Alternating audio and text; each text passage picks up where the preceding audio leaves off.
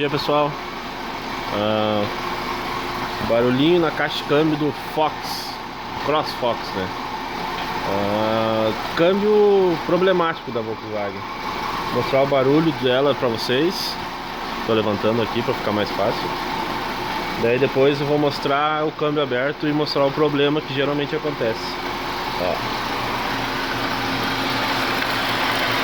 Não sei se vai dar pra escutar o barulho.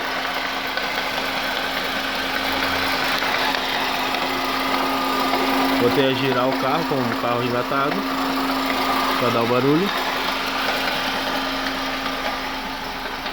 E assim que eu tirar a caixa de câmbio e abrir ela, eu vou fazer um videozinho dela desmontada para mostrar o problema.